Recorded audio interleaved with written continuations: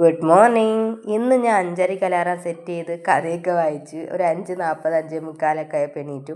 തിങ്കളിനും കൂടെ സ്കൂളിൽ പോകുമ്പോൾ ഇത് നടക്കില്ല കേട്ടോ. മറ്റൊന്ന് തൊട്ട് നടക്കില്ല. കാര്യം നേരത്തെ എണീറ്റില്ലെങ്കിൽ പിന്നെ ഇവർക്ക് രണ്ടുപേർക്കും 7 മണിക്കാണ് പോകണം. തിങ്കളുടെ ബസ് 7 മണിക്ക് വരും. അപ്പം ഞാനിങ്ങനെ കഥയെ വെച്ച് ലേറ്റായിട്ട് എണീറ്റാൽ കാര്യങ്ങൾ നടക്കില്ല.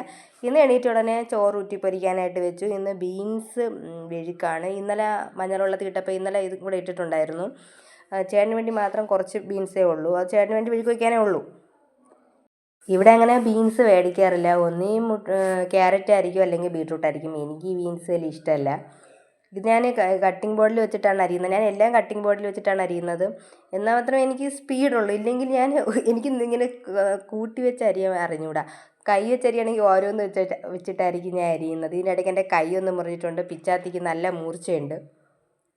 ഇന്ന് തിങ്കൾ എന്നോടൊപ്പം എണീറ്റില്ല. ഇന്ന് തിങ്കൾ ചേട്ടനോടൊപ്പം 6 മണിയൊക്കെ കഴിഞ്ഞപ്പോഴാണ് എണീറ്റത്. പിന്നെ ഇന്ന് ഗോതമ്പ് ദോശയാണ്. ഗോതമ്പ് ദോശയ്ക്കൂടെ ആദ്യം തക്കാളിക്കറി ഉണ്ടാക്കാമെന്നാണ് വിചാരിച്ചത്. പക്ഷേ തക്കാളിക്ക് കിലോയ്ക്ക് 40 രൂപ. അത് മാറ്റി ഞാൻ ഒരു തക്കാളി ഇട്ടിട്ട് ഉള്ളിക്കറി ഉണ്ടാക്കാമെന്ന് വിചാരിച്ചു. തക്കാളിക്ക് മഞ്ഞൾ വെള്ളത്തിലിട്ടില്ലെങ്കിൽ അതിൻ്റെ തൊലി ചെത്തി കളഞ്ഞിട്ടാണ് ഇവിടെ ഉപയോഗിക്കുന്നത്. നിങ്ങൾക്കിതൊക്കെ കേൾക്കുമ്പോൾ വിചിത്രമായിട്ട് തോന്നുമായിരിക്കും. എന്നാലും മിക്ക വീടുകളിലും ഇപ്പോൾ ഇങ്ങനെ തന്നെയാണ്. ഏറ്റവും കൂടുതൽ വിഷം അടിച്ചു വരുന്നത് തക്കാളിക്ക് അങ്ങനെയുള്ളതെന്നൊക്കെയാണ് പറയുന്നത്. ഉള്ളിക്കറി കുക്കറിൽ ഉണ്ടാക്കാമെന്ന് വെച്ചാൽ ചേട്ടന് വേണ്ടി മാത്രമേ ഉള്ളിക്കറി ഉണ്ടാക്കുന്നുള്ളൂ.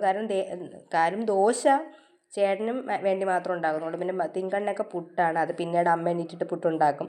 ഇപ്പം ഞാൻ ചേട്ടന് വേണ്ടി മാത്രമേ ദോശയും ഉള്ളിക്കറിയും ഉണ്ടാക്കുന്നുള്ളൂ. ഉള്ളിയിൽ ഞാൻ മസാല ഐറ്റംസ് മഞ്ഞൾപ്പൊടി മുളക് പൊടി എല്ലാം ഇട്ടിട്ട് ഉള്ളി ലൈറ്റായിട്ടൊന്ന് വാടിയപ്പോൾ തന്നെ കുക്കറിലല്ലേ വെച്ചത്. അപ്പോൾ പെട്ടെന്ന് തന്നെ വിസിൽ കേട്ടോളൂല്ലോ. അപ്പോഴത്തേക്ക് വിഴുക്ക് റെഡി ആയിട്ടുണ്ട്. അപ്പം ഞാൻ ദോശ ചൂടാമെന്ന് വിചാരിച്ചു. വിഴുക്ക് മാറ്റിയിട്ട് മഞ്ഞ് കാലമായതുകൊണ്ട് തന്നെ തൊണ്ടയ്ക്ക് രാവിലെ ആകുമ്പോൾ എന്നും ഒരു അടപ്പാണ്.